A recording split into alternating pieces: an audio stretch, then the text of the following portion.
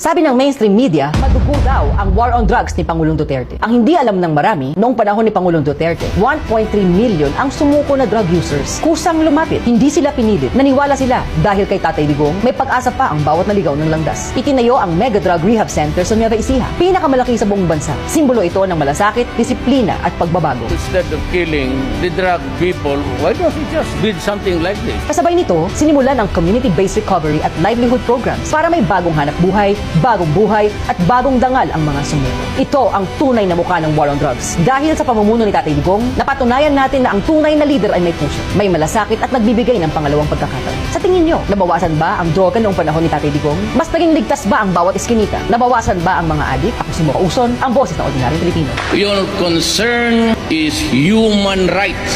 Mine is human lives. Dinibdib ko talaga ang trabaho ko para sa bayan ko.